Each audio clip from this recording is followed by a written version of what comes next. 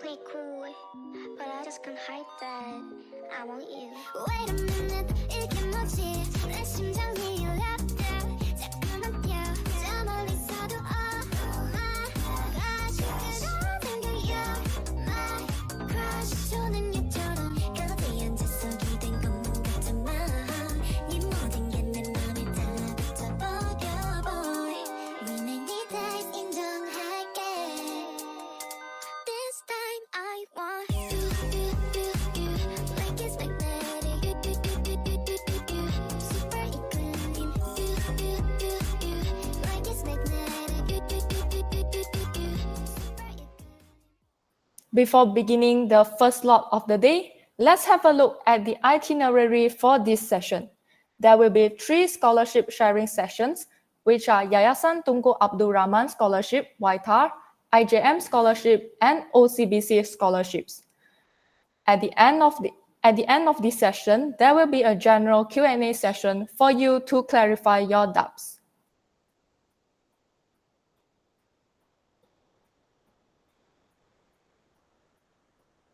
Now that we got that out of the way, let's begin this session. To all tuning in, we would like to introduce you to our remarkable speaker, Andrea Cho, who is a recipient of Yayasan Tunku Abdul Rahman YTAR Scholarship. Without further ado, please welcome Andrea to talk about Yayasan Tunku Abdul Rahman YTAR Scholarship. Andrea, the floor is yours now. Thank you so much, Samir. So hi everyone. So let's just begin with some self-introduction. My name is Andrea. I am the recipient of the Yayasan Tunku Abdul Rahman Scholarship, or in Malay it's called Beasiswa Tunku Abdul Rahman. So I just turned 21 years old, and I'm currently in Taylor studying bachelor's in psychology, and I just stepped into my second year. A fun fact is that I was offered 3 other scholarships. I was offered Gamuda, Lee Foundation, and as well as YTL Foundation Scholarship. So I hope that my sharing session can just be in general very useful for any kind of scholarship applications, but more specifically on Yayasan Tunku Abdul Rahman. So let's start off with Yayasan Tunku Abdul Rahman's eligibility to apply. So there are 2 general and academic eligibilities. The first one is that you must be currently in pre-university and looking to pursue your undergraduate before March 2025. Or you're an undergraduate student at both public and private universities with 2 years remaining in your studies. This is for Yayasan Tunku Abdul Rahman. It is a undergraduate foundation, which means that you have to be in university to get the scholarship. It is not for pre-university students. So for those who are looking to finishing their pre-U and going into university, this is the scholarship for you. For academic, one good thing about YTAR is the fact that it does not have a minimum CGPA requirement when you apply. So you can have 4.0, you can have 3, it doesn't matter. So long as when you get admitted to the scholarship program, however, you must maintain a CGPA of 3.0 or higher throughout the entire program. So when it comes to just application, there is no minimum CGPA requirement. But when you get the scholarship, you have to maintain 3.0, which is kind of quite easy to do. So let's talk about the coverage of the scholarship. So YTAR has 9 different allowances, but here I'm just highlighting the ones that are the most important. So the first one is full tuition fees. So there will be a full sponsorship of your tuition fees in any MQA accredited public or private university in Malaysia. So all your tuition fees is paid in full amount. The second one is living allowance. So your living allowance will also be provided monthly throughout the scholarship, or that depends on your batch as well. And then the next one is the annual allowance, meaning to say that's annual allowance, yearly allowance for you. So the yearly allowance would have professional development allowance for your own self-improvement. And this fund can be utilized for any kind of community project.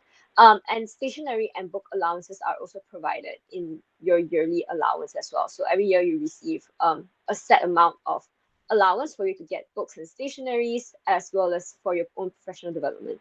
One-off allowance is to cover other forms of expenses, such as laptop purchase, your thesis costs, formal clothes, or even flights between West and East Malaysia for those who are staying or studying in Sabah and Sarawak and wants to come back to a peninsula.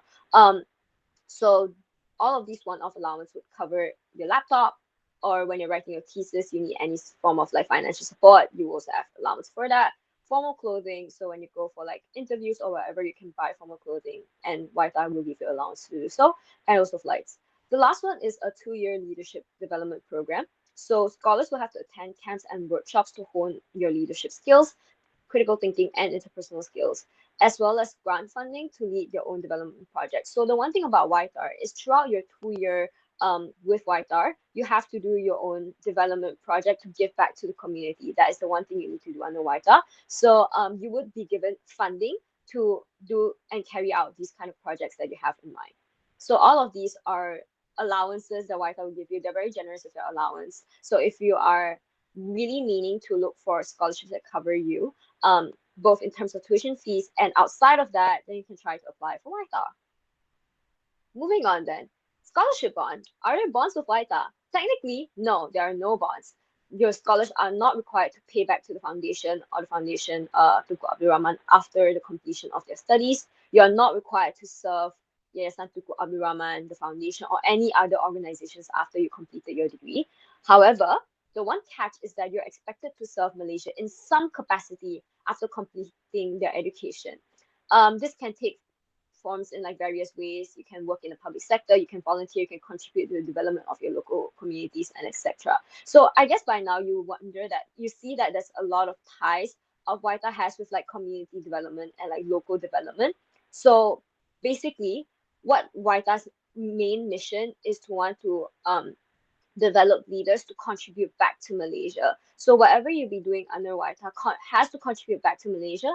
And after your bond, you also have to contribute back to Malaysia in a way, in any ways or any other forms. So yeah, quite flexible when there's no bond. It is easier for you also to think about how you want to serve in Malaysia in other capacities. Okay, so what are the courses offered? So all MQA accredited courses are eligible to apply for BTAR, including courses like medicine and dentistry. So I know that there's a lot of scholarship that doesn't provide for medicine or dentistry students. Don't worry, in YTAR there is. I have batchmates that are taking medicine, a med degree right now. So how do you know if your courses is MQA accredited? You can just check it out on the MQA website that I have placed here. Just search up MQA accreditation, and then you can get the link and then just go in and check if your course is accredited.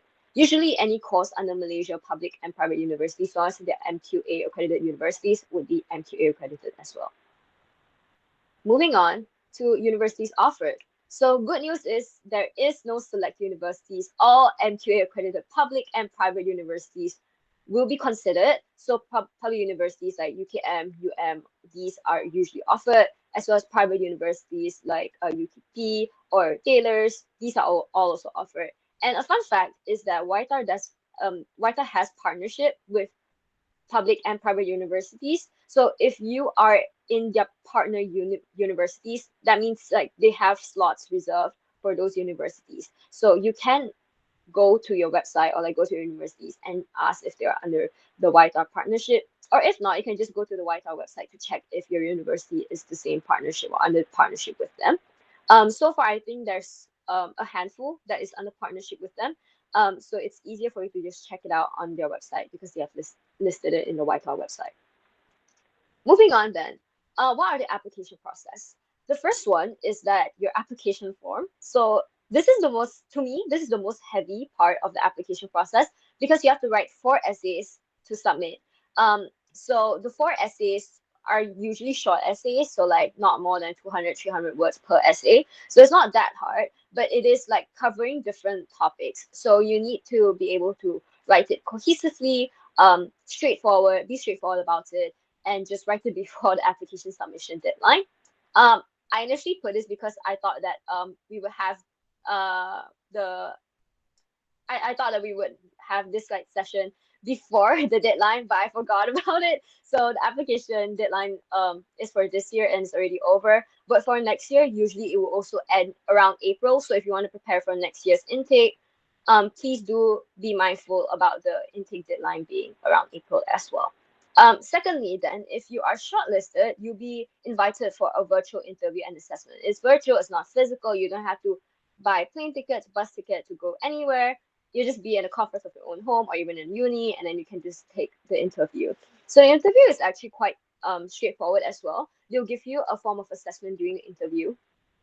So to just assess your characteristics or your personality, these kind of things. So yeah, the interview is also quite short. I think it was like an hour or so, like at max 2 hours, just depending on how long it takes for you to finish your interview. But usually it's quite straightforward. The third one then is you're done. When you are shortlisted, you receive a scholarship offer, and then you embark on your scholarship journey. So it's actually quite straightforward, and it's only like technically two-step process. You apply, you get interviewed, and then you get a scholarship. All right. So what are the challenges?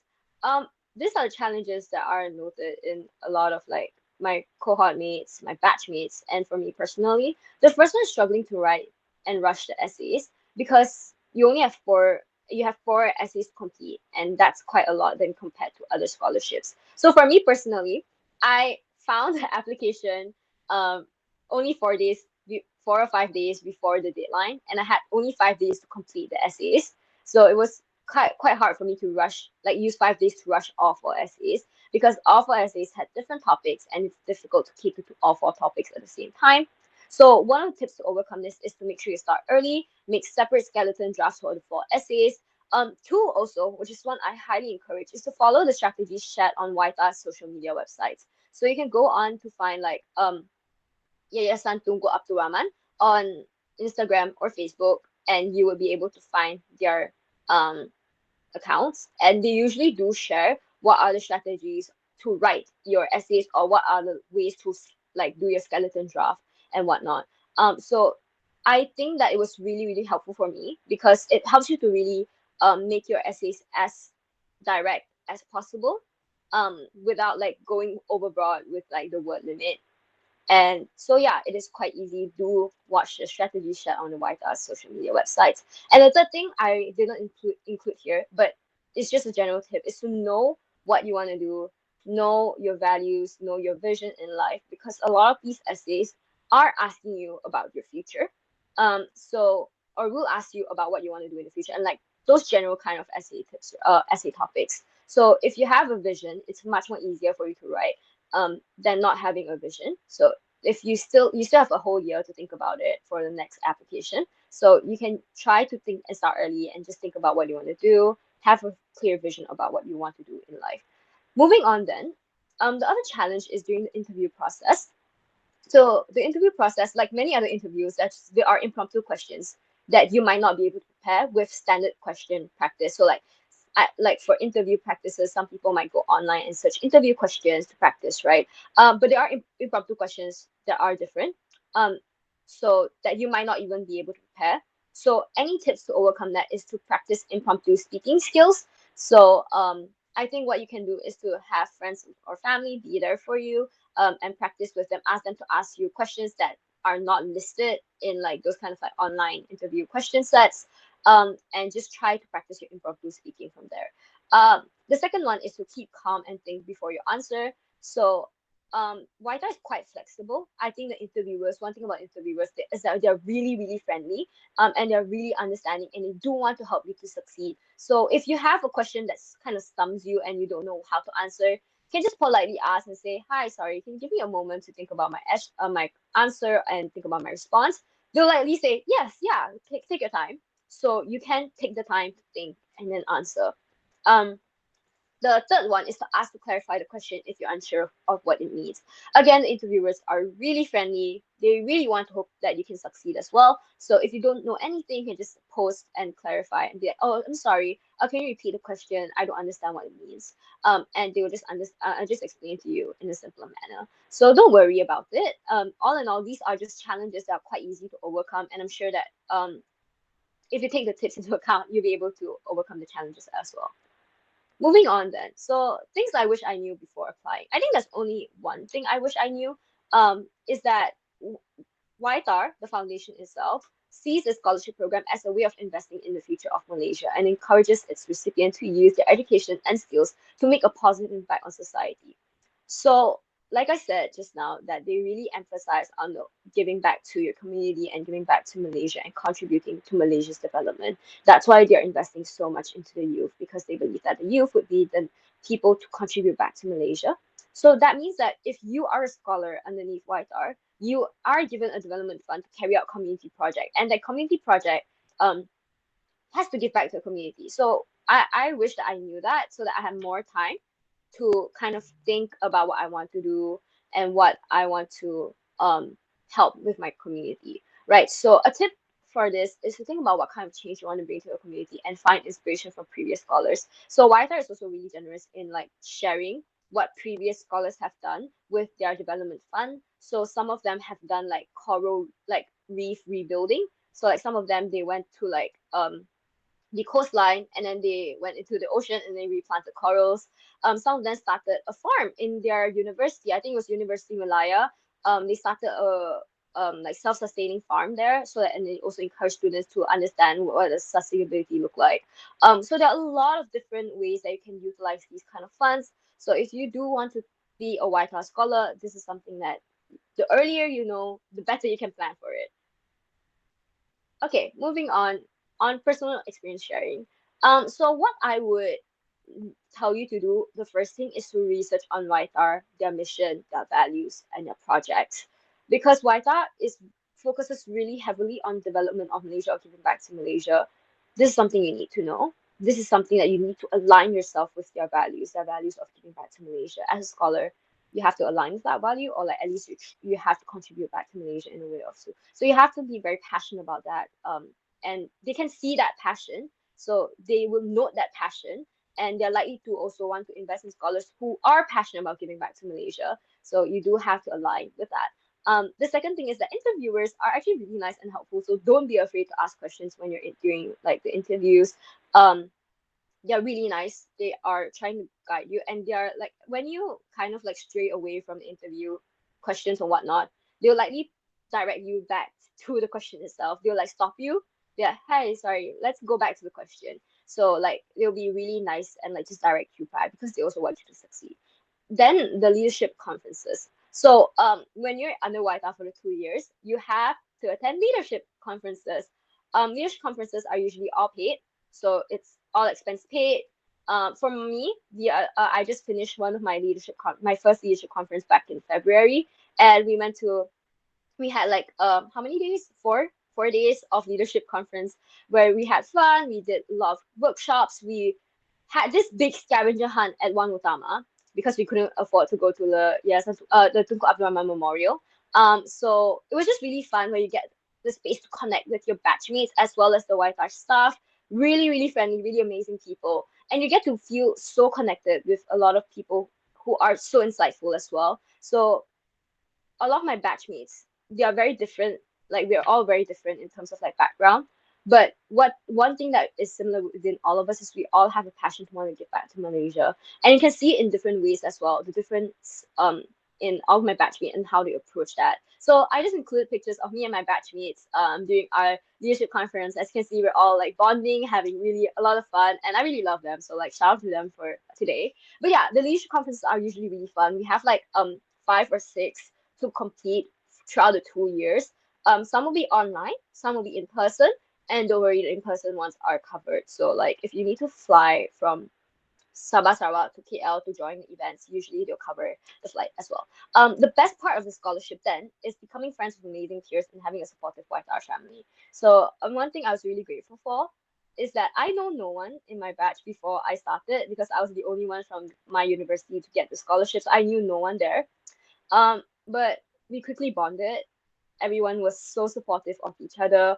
My batchmates was really fun. They're all just really amazing people, because when you surround yourself with amazing people who have values, who have the same values as you, the same mission, and who are really, really passionate about that, you kind of find solace and belonging in there. So it's really nice to belong with such inspiring kind of people. And as well as the YTAR staff, they have been really inspirational and like conducting the entire leadership conferences. They're also really insightful as well. When you have conversations with them, you can tell that they're really amazing people. They also are really passionate in things that they do and in developing like the youth. So yeah, the best part is knowing and having connections and building that bond with the family and to have your peers being amazing. And that's kind of it, I guess. Yeah, thank you guys. So this is just Yayasan Tunku Abdul Rahman. If you want to apply, you can also ask any questions about application. So yeah, I'll pass the floor now to back to Sylvia. All right. Thank you so much, Andrea, for this wonderful and insightful sharing sessions. It's so interesting to hear about the community project under YTAR Scholarship. Your insights on YTAR Scholarship application processes and experiences are truly beneficial to our participants. Next, since we have some time before the next slot, we would like to open the floor for any further inquiries regarding YTAR Scholarship. Can we switch over to the Slido, please? Achieving like academic and scholarship success, I want to give back. So I really enjoyed that. The third thing then is Yayasan Tunku Abdul Rahman not only has scholarship, but they also have other projects as well, like Closing the Gap, which is an initiative to help mentor SPM students or students in high school to navigate their like academics in pre-university and university. So I think these are all just projects that I've really been invested in, and I'm also now part of Closing the Gap Malaysia. I just recently entered as a mentor to mentor children or like high school students to navigate their own pathways afterwards after SPM. So these are things I really value a lot, and that's why I chose YTAR because I find myself aligning with their values a lot. I think the second thing then is because all of my other scholarship offers, apart from the foundation, are corporate scholarships, meaning to say that like I will be bonded under a corporate contract and we have to work for their corporations. At first I thought it was fine. I thought to myself, it wouldn't be bad working in a corporation, maybe doing CSR work, maybe doing HR because that's what my degree allows me to do, right? But the more that I thought about it, the more that I realized that that is not really what I want to do. I really want to give back to Malaysia in one way or another, and those ways are not in the corporate way. So I just realized that yeah, I like YTAR. I align myself with YTAR, and I can see myself grow much better there, and have opportunities of growth there. So I chose YTAR. Next, oh my God, there's so many. What is my development project? Okay, so I just got. I was last year's batch, so I just got. Technically, I got the induction ceremony done this February. So I still have like a whole 1.5 years to think about my development project. So I haven't really thought about it. I haven't really carried it out yet. I have like plans. I have a lot of different plans. I want to do one about mental health. I want to do one about like scholarship and youth. I haven't really settled down yet. So I guess we'll see. I hope my development project will be fun and really help with the communities I want to target. Next one, based on your experience, how long was the gap between application due and the next phase result coming out? Okay, I don't remember because I applied to like 6 different scholarship at the same time and they all came back with me at different times. But I would say like a few months. I would say like maybe 2-3 months, I guess. Wait, let me check. I have my emails here. I remember it's about a month, 2 months or so. Yeah, it's a very long waiting period game. Similarly with all of my other scholarship applications as well. It takes a lot of time for you to wait. Yeah, but I got my offer by September. So I applied in April. I got my offer letter in September. So that's how long, at least, that you get your results, whether or not you get into the scholarship. It's like 5 months. But in between that 5 months, you have your interview. Yeah. Is this scholarship applicable for SPM leavers? Unfortunately, no. It is not a pre-university like scholarship. It doesn't cover foundation. It doesn't cover any pre-university courses. It doesn't cover A levels. Doesn't cover IB. It only starts when you start your university degree. So it is for pre-university leavers and not SPM leavers. But yeah, you can start to, if you are very interested in applying for YTAR, you need to start early. You should try to have a vision right after your SPM. At least build that, like build up your experience, build up your CV, build your academics. that can help you stand out and to be selected as one of their scholars. Um, do you have any advice on how to stand out when you don't have a lot of outstanding non-academic experiences? What are characteristics you are looking for? I can't say like concretely what are the characteristics you're looking for because I am not their I am not part of the body that chooses the scholars.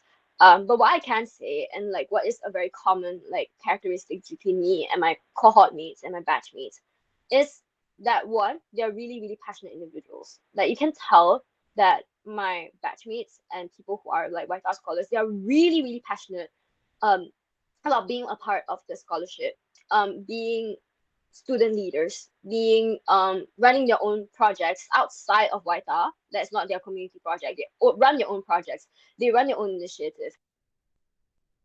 They go to like sorry, they have sorry, my earphones died. But yeah, they are passionate in applying for like overseas like fellowship opportunities.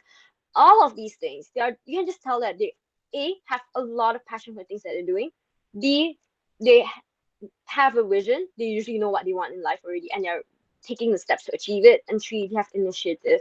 They are not afraid to speak out of the like. They're not afraid to speak up. They are not afraid to take courageous steps. Like you can just see that they do take initiatives very often. I have all my cohort mates at this time they're applying for like YC fellowship programs. They're applying to go for like student exchange programs. All of these things, they are not afraid to take initiative. They are not afraid if they fail, they'll start over again and apply again. So you can just have these kind of like very, I guess like very strong interpersonal characteristics are something that they look at. Secondly, I think that you have to write your essays really well because the essays is the first thing that determines whether or not you get an interview. And if you don't write it well, obviously you can't get into the interview, right? So when you write your essays, you have to be very smart about it. I guess you have to be very direct with what you say and what you want to achieve. And they really do read through all your essays. So write it nicely. Don't half-ass it. Don't just like simply write, write what you want in your essays and make sure that it connects back to their values and it connects to your values mostly and then connects to their value. When you don't have a lot of outstanding non-academic experiences, I would say to be really, if you are very good in your academics, tell us why you need to be very good in your academics. Is it because that you, for example, for me in psychology, the reason why I chose psychology is because I want to give back in my community in terms of like providing a safer mental health services towards like the youth in Malaysia. And that's what I've been working on towards. So if you are really like you are established within your academics, then tie it back to your values and their values as well. So yeah, can you elaborate on the interview processes? Is it individual, group, etc.? For me, for my batch, it was individual. I am not sure if they're going to change interview processes afterwards. I do not have a clue. I cannot give you a complete answer. But for my batch, it was individual. So you go like one by one, and they set like a good hour for your individual interview process. So what is it like? I think like the interview process is just very like it's just like other interview like scholarship interview processes. They ask you basic questions. They ask you about the scholarship. They ask you about your own like wants, like your vision. Why do you want to apply for this scholarship? Then like for me, my batch, I had an assessment where like they gave me like a prompt or something, and then they asked me to deliver kind of like a solution or a proposal between like the prompt that they given me. I'm not sure if this is the same or stay the same for the other interview processes, but that was just my interview process. But yeah, how's the online assessment like? Is it hard? It's not an online assessment per se. Like it's not like Gamuda or CIMB where you have to like do those like IQ tests, like assessments. It's not that. The assessment is just during your interview, they'll give you a prompt and then like you just have to solve it or something like that, solve it per se. So it's not hard. It's definitely not hard.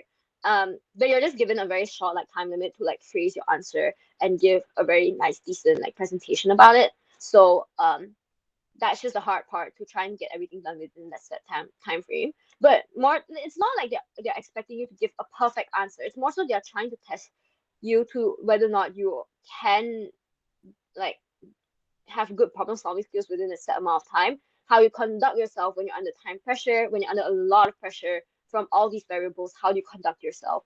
Do your values still align with like whatever you said in your previous answers? Would they align now when all the variables have changed, where you're given impromptu like prompts? Will you still they stay the same? Will you still have the characteristics that they're looking for? I think these are things that are more important. But yeah, I think that's it, right? So I think these are all the questions. I think I have answered most of them.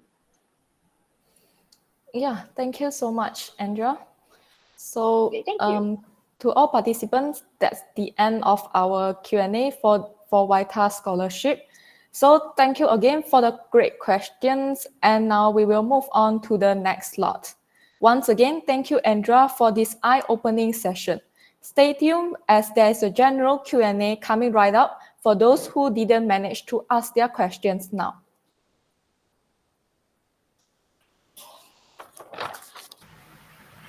Okay, so good morning, everybody. My name is Yunzi.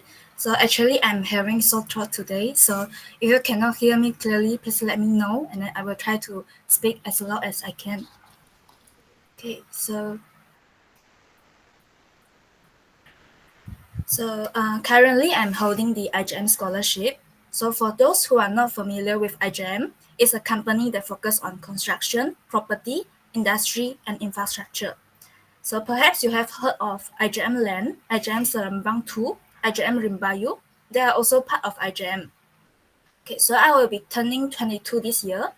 I'm taking the course of Computer Science with Artificial Intelligence at Asia Pacific University, APU.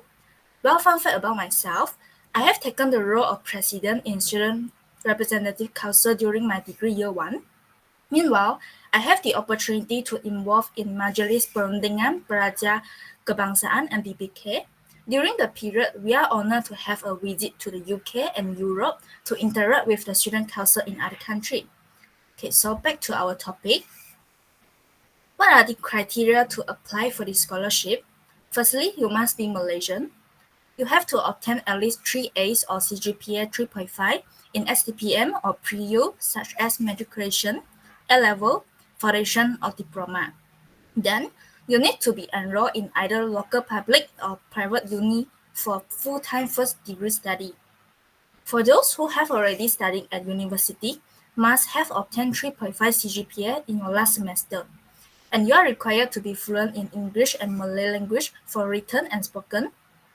It will be a bonus point if you are active in sports or co-curricular activities. You must not hold any other scholarship at the same time, and you must be financially needy. Lastly, you are ready to serve the IJM upon graduation. So for the coverage of scholarship, you will receive 25,000 ringgit annually. It will be split into 2 payments every year and only released when you provide them the latest result that you meet minimum 3.5 CGPA. Besides, not talking about money, you get the opportunity to work as intern at IJM, and you'll be paid when you have your internship there as well. So the scholarship bond length is as long as the length you receive the payment. For example, I start receiving the fund during my year 2, so I have received the scholarship for 2 years, which are my year 2 and year 3. Then I will need to work for IJM for 2 years as well. So for the course offered, we have business, engineering, computer science, logistics, human resource, marine, and quantity survey. For the university offered, as I mentioned before, as long as it's local, public, or private university, you can apply for it. So how is the flow of application? Firstly, you need to submit the online application, which mostly asks for your personal information, family background, educational background, co-curricular experience, and why you need this scholarship. It will be open in May. Then, you need to attend IQ test. It's just a simple one, so no need to worry so much. After that, you might need to submit a video to introduce yourself and explain why you deserve the scholarship. I'm not sure is it still needed because during my time is MCO, so they need to understand us more. Maybe this is the reason they ask for the online interview, online video submission. So if you are shortlisted, you will be asked to attend the interview.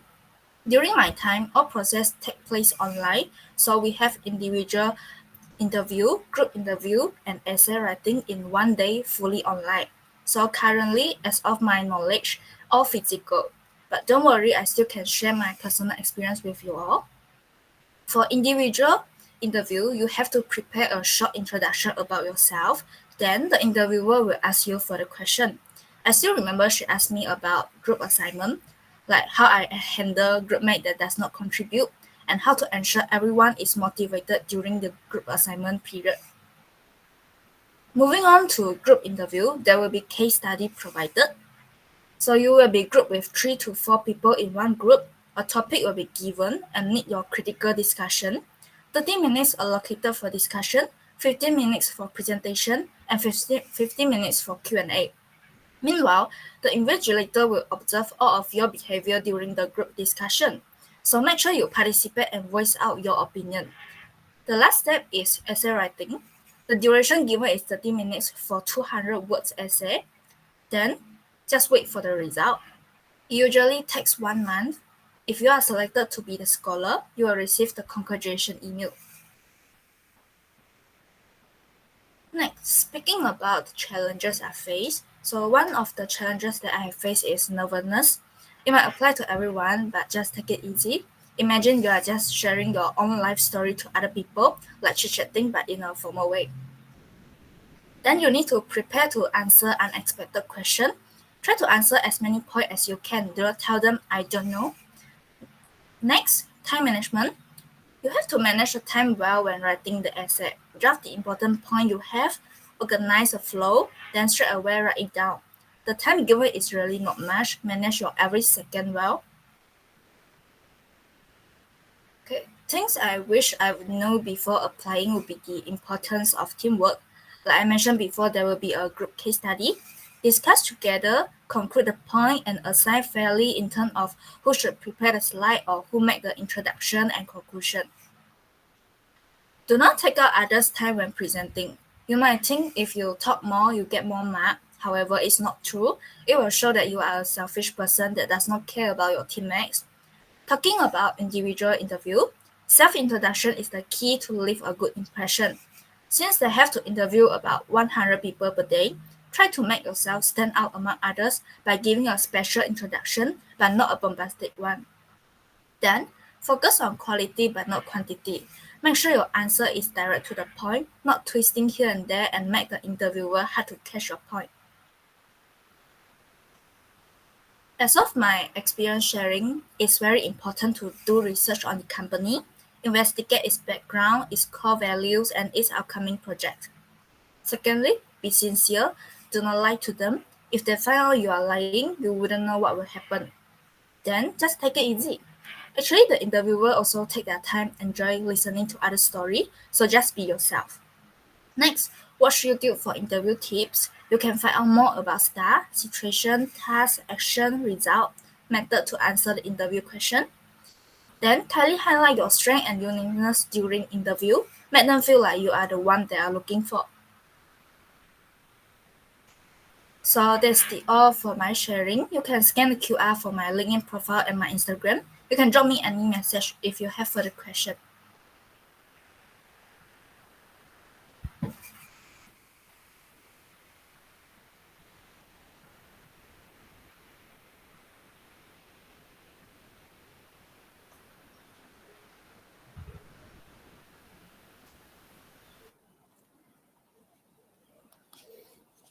All right. Thank you so much, Yuanzi, for this engaging and insightful presentation. We are so grateful to have you with us today, and your experiences are truly interesting. I'm sure all of us enjoy your sharing session just now. Since we have some time before moving on to the next slot, we would like to open the floor for any further inquiries regarding IJM Scholarship. To all participants, if you have any questions in mind, please do not hesitate to ask your questions by scanning the QR code on the screen. It's a golden opportunity for you to know more about IJM Scholarship. Maybe we'll give a few moments for the participants to scan the code and drop in their questions.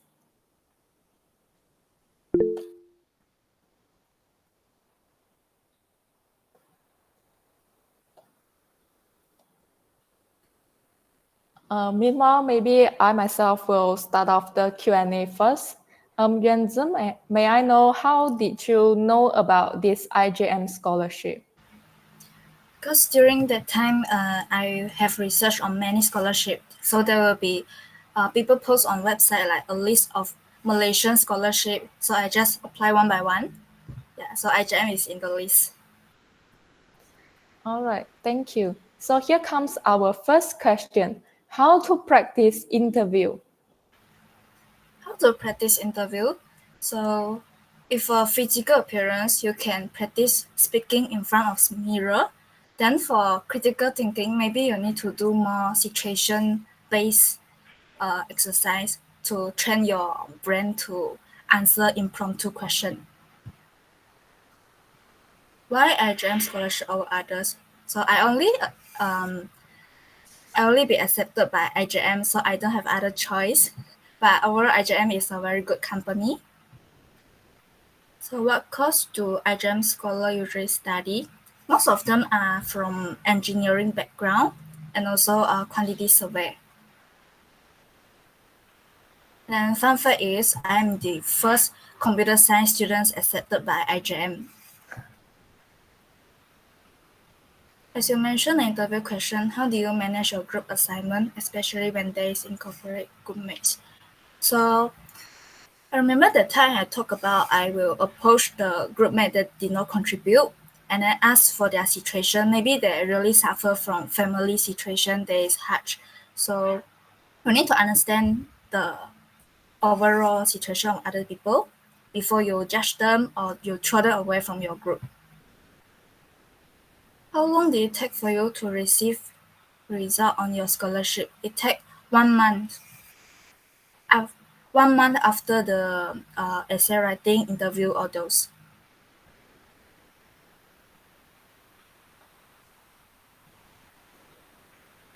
All right, thank you so much, Yuanzi. We will wait a few moments more for the participants to send in their questions. Okay, sure.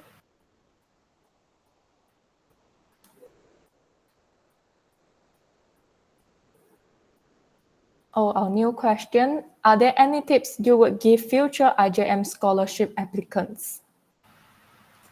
Any tips?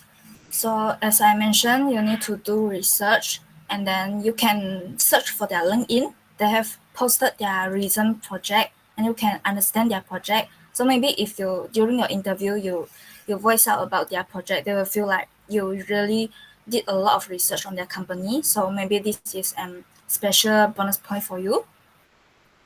What are you planning to pursue in the future? Interesting question. I also haven't thought about it. So let me just dive into the society and see what can I do first. So if I want to break bond with IJN, what can I do? So you need to pay back the payment, but with interest. If I'm not mistaken, the interest is like 12% annually, add on to the payment they give to you.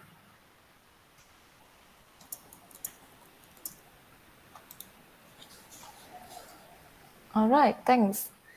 So, dear participants, please do not hesitate to post in your questions if you have any. So it's a golden opportunity to know more about this scholarship. And if you have any friends or classmates who would like to apply, then you can share the information that you have learned in this session with your friends too.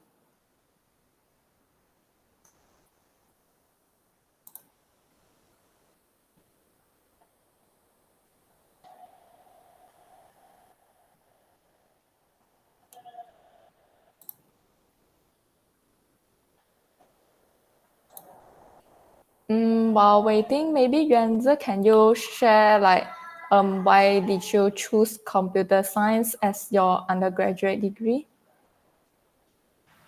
The reason I chose computer science is the trending subject now.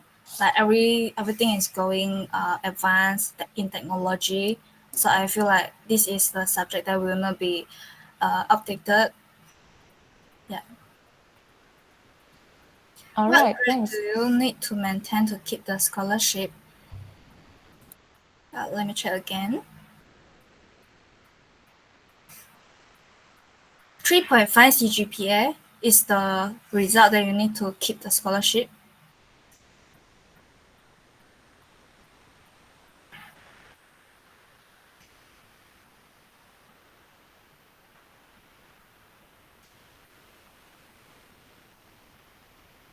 All right, thank you, Yuanzi. So I think that's all the questions being asked. Okay.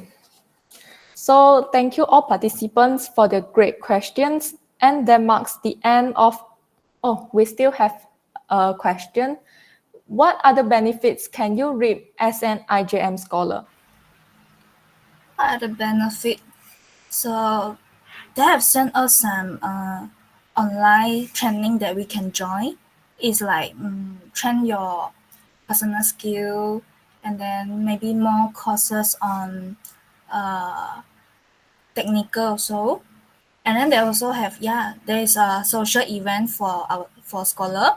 So we have Hari Raya celebration, Chinese New Year celebration, and I think Christmas also.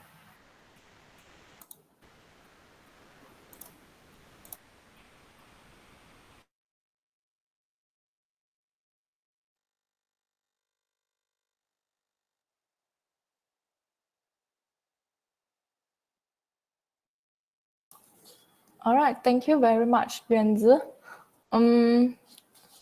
I think that's the end of our Q&A session for this slot. So thank you again for those great questions. And that marks the end of our Q&A session for IJM Scholarship. Once again, thank you, Yuanzi, for this eye-opening session. For those who haven't managed to ask their questions now, do stay tuned as there's a general Q&A session coming right up. Thank you so much, Yuanzi, and we will move on to the next slot of this session.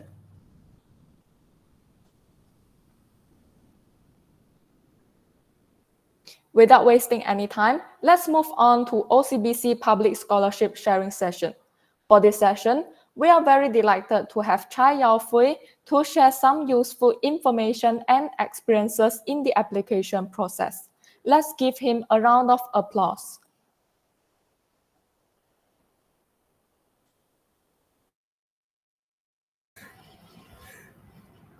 Hello, very nice to meet all of you here. Can you guys hear me clearly? Yeah, I can hear you clearly. All right, thank you. All right, so before I begin my actual presentation, let me introduce myself first. So my name is Chai Fui, but people do call me Yafi. So Yafi is spelled as Yuffy, not the Luffy. So for you guys, the youngsters out there, it's not a reference from One Piece because I don't watch One Piece at all, and it's very boring. It's very long, but it's actually came from my initials. So if you realize, like Yao Fui, Yao Y and F, so that's how I actually get my so-called nickname lah, Yafi, and it's actually a nickname that I give myself. And you might ask, why do I actually want to give myself a nickname? And because right now in universities, there's actually a lot of networking opportunity. You have to talk to a lot of foreigners, right, and also to a lot of high ups. So it's actually for me and for the others to like remember me clearly and easier lah, because not everyone knows how to remember the Yao Fei part. So if you give them a very unique name such as Yafi, then they will actually remembers you lah. All right. So yeah, that's all for my short briefing, and I will not go to the next slide. All right. So some personal facts for me. I am 21 years old. Maybe I don't look 21. I'm not sure. And then I do study in some universities, and I do study actual studies. Not sure if there's any other speakers out there that are studying actual studies, right? But if you guys have any interested that want to know more about actual science or actual studies, you guys can actually drop by my Instagram right there, at chayyf_, and you guys can actually ask me any questions because I do provide some certain counseling from time to time to my juniors also, like regarding how hard actual science is, what do you do in actual science and something like that. And you can actually see that there's one thing there. I know how to crochet. Yes, I do know how to crochet, and I just learned it recently only because of one of my school clubs actually. So I just learned it much and then I had to teach others on end of March also. So I feel like it's quite a good achievement for me. Yeah, I guess that's all for me. So I will go straight into a point that what you guys are actually trying to look forward right now. All right. So the OCBC scholarship. The first thing first, are you eligible to apply? So the first one, hold leadership position in extracurriculum activities of society and clubs in school, university. So it's actually quite straightforward. I believe all other scholarship is also having the same criteria. So I'm just going straight to the next one. A Malaysian citizen who has gained admission or is eligible for admission into their full-time undergraduate studies. All right, so a few things to take note here is actually the leadership. The Malaysian. So you have to be a Malaysian. You have to have an IC, and then the second thing is you are eligible for admission. Means that even though right now you are still studying, let's say pre-uni, but then you have already gotten the unconditional offer letter from a university, then you can straight apply this so-called OCBC scholarship And another thing to take note is the full-time undergraduate studies. So this scholarship only give for those students that are applying degree. They won't actually provide you any scholarship for your pre-university. So that's one thing to take note here. But because I believe that most of the students here are actually pre-SPM students, right? So yeah, so after you guys graduate, studying your PU, then you guys can take this scholarship as an opportunity. And next, possess a dynamic personality with excellent communication and critical thinking skill. This is quite self-explanatory. I won't touch much about this. And lastly, you must not be a recipient of any other scholarship or awards from any other organization and/or institution. So I believe this is also very straightforward because you wouldn't want to have 3 to 4 scholarships on your hand just because solely because that this company that provide you scholarship is actually will cause some conflict of interest because if you take this scholarship already, then you are directly under the so-called company itself, and if you were to take another scholarship, then it's like some sort of conflict of interest so you wouldn't want that to happen. All right. OCBC scholarship is actually quite easy only. It's very straightforward. So I will go next. Okay, as for tuition fee coverage, okay, this will be funny now. So as of right now, I only see them providing 15K per academic year who has gained admission into a recognized Malaysian public or private university. So fun thing is I got it for 23,000 last time, I think 2 years back. I believe it's because of the budgeting issue within the bank right now, because of the economic condition is very bad, right? So they have to reserve more for their actual operation, right? So they are not actually providing much for the scholarship, and that's why they are only providing 15,000 per academic year only this year. And the next one, secure future. This is very straightforward also. So I believe most, if not all, the other scholarship also will provide you internship opportunity with OCBC Bank. And before I go to the next slide, I'll actually enlighten you why did I choose this scholarship. So first of all, like what I said just now, it's very straightforward. Later, you guys will see the application process, right? You guys will actually know how easy it is to get into this scholarship. And since OCBC is a company owned by from Singapore. So Singapore is very result focused, right? They do secure a lot of talent. They steal a lot of talent from Malaysia. So they only they mostly focus on the result part only. So yeah, and then the one thing that I chose OCBC part also is because, like I said, it's a Singapore company. So right after I graduate, maybe I do get to transfer straight to the headquarter in Singapore, and yeah, I will be working overseas. But all right, go next first. Okay, so requirement. Like what I said, OCBC is very result focused. So it only requires you to have a CGPA of 3.3 each sem. It's not that high. It's quite low for in my opinion. If you guys study well, it's quite easy to maintain. And the one thing that actually enlightened me into choosing this scholarship is actually the minimum of only 1 year bond, because they don't provide much, right? So they only they only require you to work for only 1 year only at OCBC. And there might be even some case where they don't even need you to work at all if there's no vacant position for you. And yeah, next one, no course teaching. You can't like study actual science right now, then you go to computer science, then after that you go back to, I don't know, culinary or whatever lah. Because I will go deeper into this later. And lastly, you must have an OCBC account after you have gained the scholarship lah. Because any fund that are not distributed will actually go straight into your OCBC account just for your personal use, like day-to-day usage and whatnot. For example, right, you get 15,000 per year, and your your tuition fee is only 10,000. So you get to spend the remaining 5,000 on yourself lah. So you can go get an iPad for your studies or whatnot. Okay, as to the cost offered. So as per the website said itself,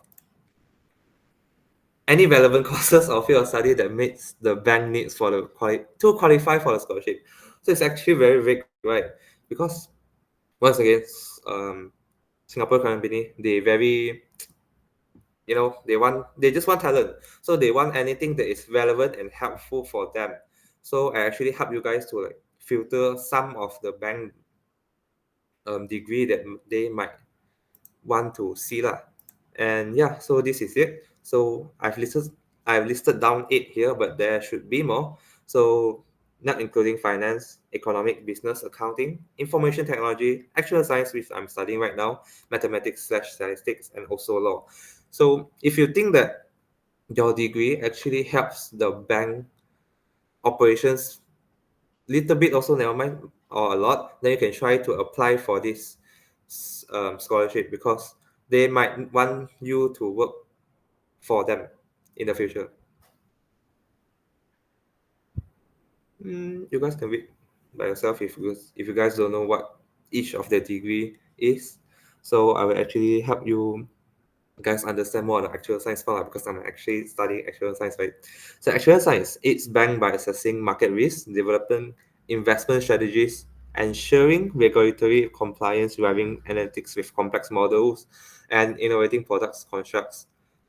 Yes, basically very mathematics. You have to do a lot of modeling. You have to do a lot of Excel just to make sure that the bank has enough money to sustain. Yes, that's what I actually do. You reserve the amount of money, and just to make sure you have enough money to loan to other people to do your investment and all those stuff. It might sound straightforward, but it's actually very hard.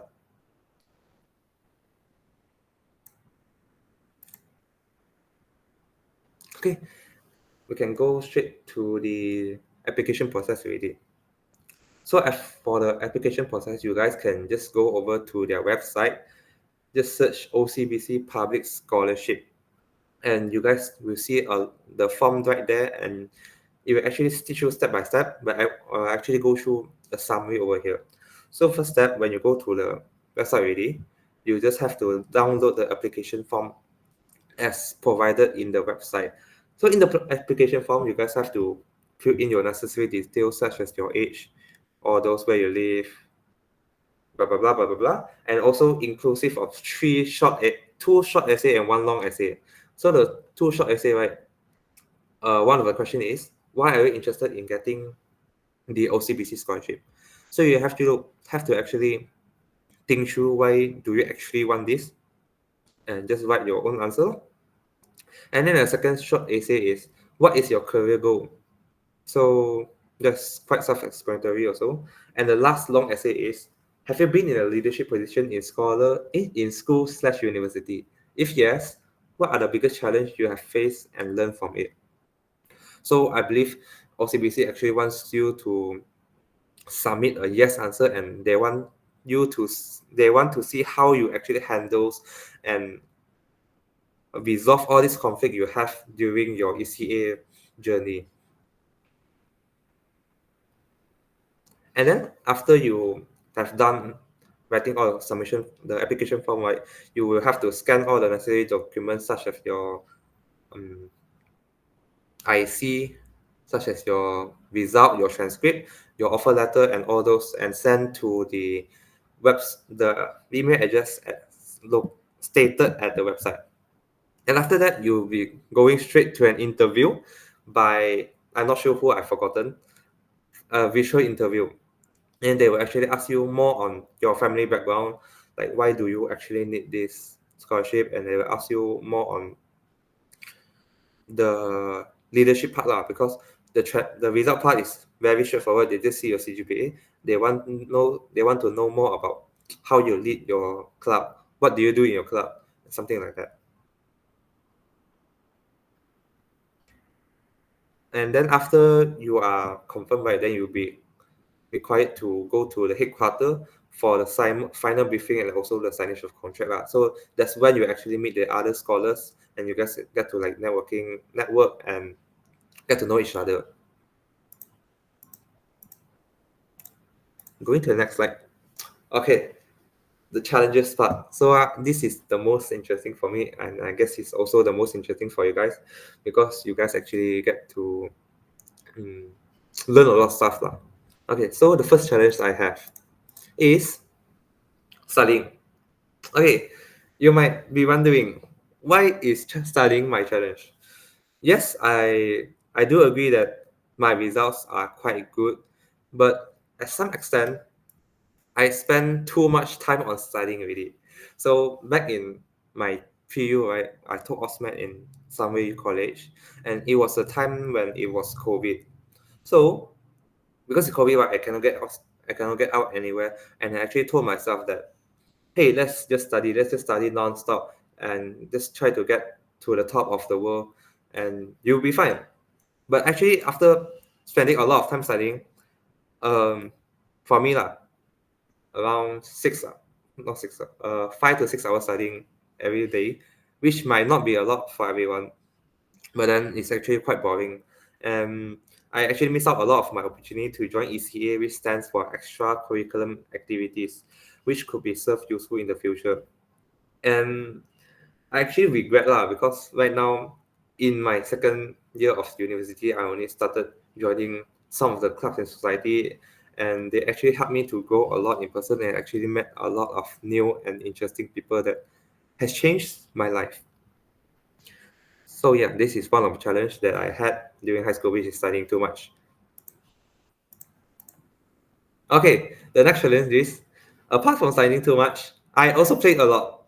So back to the OSMED part. So remember how I say that the COVID part, right? So the COVID part is actually the first half of my semester, and after the second half of the semester, then all the classes actually physical already. Then I get to go back to Sunway College and meet all of my friends. And because like I said, I regret studying so much, right? Then I actually sort of get to meet new friends, and I get to linger them around, and then we just go out to play and have fun almost every day after our school. And why do I say play too much is a challenge for me? Because I have a poor discipline. So when I go out to play, I tend to push forward a lot of my to-do list backward. and as a result, I often find myself to do things at the last minute. So I guess I do still finish my things, but at the last minute. So things might not be up to my expectation, since my expectation for myself is actually quite high.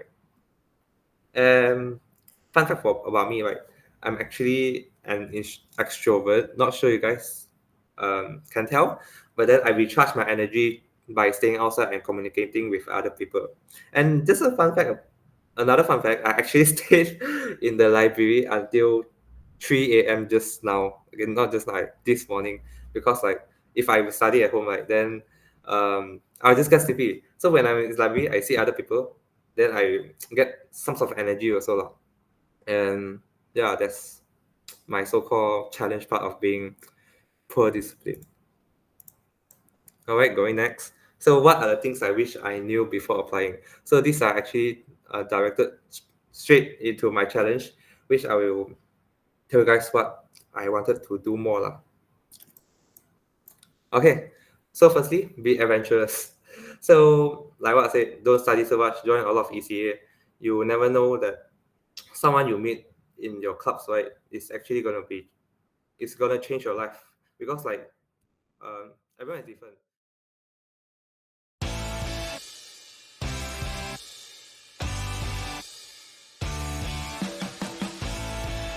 Baby, I'm just trying to play cool, but I just can't hide that I want you. Wait a minute, 이게 뭐지? 내 심장이